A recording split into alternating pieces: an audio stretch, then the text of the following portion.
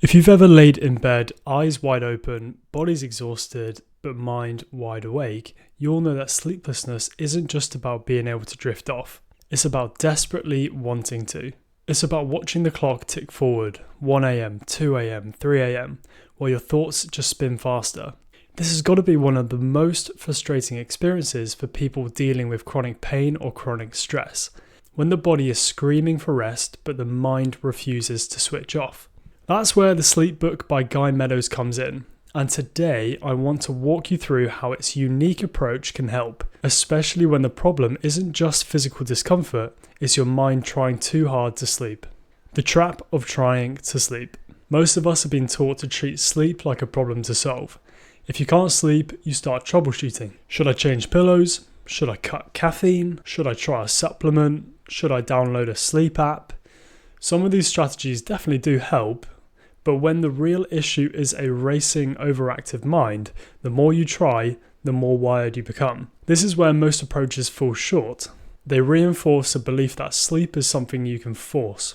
Guy Meadows, on the other hand, flips this idea on its head. He suggests something radical, something that sounds very counterintuitive at first, but is deeply backed by science and experience.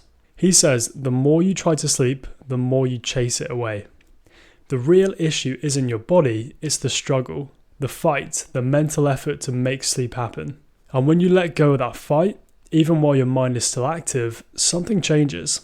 You shift from struggle to softness, from control to trust. That's what the Sleep Book teaches. And it does so using something called acceptance and commitment therapy, or ACT for short, which is a psychological approach that helps you stop fighting your thoughts and instead build a new relationship with them. Let's break down the tools Guy Meadows teaches and how they apply if you live with chronic pain or chronic stress.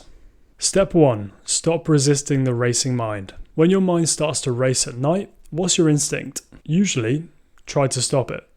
You try to quiet the thoughts, push them away, distract yourself, and if all that fails, panic starts to set in. What the Sleep Book teaches is that this resistance is the actual problem. The harder you fight your thoughts, the stronger they become. Why? Because the brain interprets resistance as danger. If you're trying to suppress something, your nervous system thinks it must be important, and so it brings it into sharper focus. Instead of resisting, Meadows teaches you to say, in essence, there's my racing mind again. I hear you, you're allowed to be here. This approach is called observing without engaging. You become the witness to your thoughts rather than a fighter of them. Over time, this can deactivate the stress response and create the conditions for sleep, even if the thoughts are still there. Step 2, let go of the goal of sleeping. This is probably going to sound pretty strange, especially if you're desperate for rest, but one of the most powerful practices is to stop making sleep the goal. And why is this? Because when you lie in bed thinking, I have to sleep or tomorrow will be ruined, your brain starts to interpret sleep as a threat-based task. Your cortisol rises, your muscles tense, and your heart rate increases. Sleep becomes the same as preparing for battle. Guy Meadows suggests this instead. Make peace with being awake. That doesn't mean giving up on sleep, it means shifting your energy. Instead of demanding sleep, you open up to what is. You lie in bed and allow the experience of wakefulness to be okay. And paradoxically, when you stop striving for sleep, it often arrives on its own. So step 3 is accept the presence of pain or the fear of it. This is a crucial one for people with chronic pain. Often the racing mind at night isn't just about emails or to-do lists, it's actually about pain or the fear of pain. It could be thoughts like, I won't be able to function tomorrow, I shouldn't have pushed myself this much today, what if it gets worse? Or I can't take another sleepless night. Now these are understandable, but again, resisting them makes them louder. The Sleep Book teaches us to acknowledge these thoughts without judging them. When pain is present or the fear of pain shows up, your job isn't to block it out, it is to say, fear, I hear you, pain, I see you, you're allowed to be here, but I don't need to get caught in your story. This doesn't eliminate pain, but it removes the added suffering caused by fighting reality.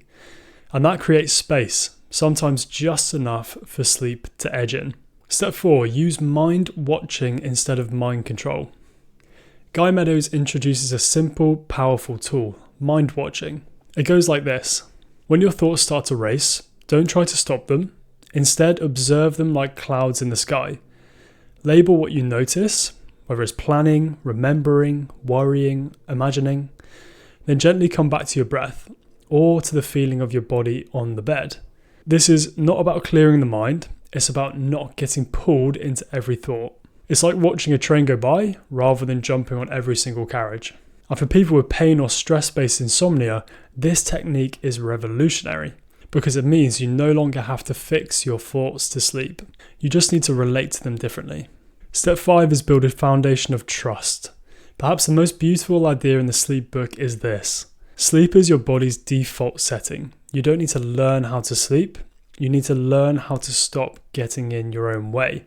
That means no matter how long it's been since you slept well, the ability is still inside of you. The body wants to rest, the nervous system can settle, but only if it's not being told every night that is failing. So, one of the deepest tools is self-compassion, replacing frustration with kindness, letting go of performance, and trusting that even a night of wakefulness is not a disaster.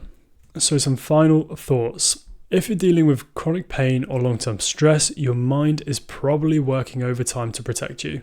It's not racing because you're broken, it's racing because it's trying to keep you safe. The sleep book helps you teach that mind, saying, I'm okay, I don't need fixing, I'm allowed to rest. And when that message sinks in, you create a new pattern, one where you stop chasing sleep like a finish line and instead allow it to come back home to you.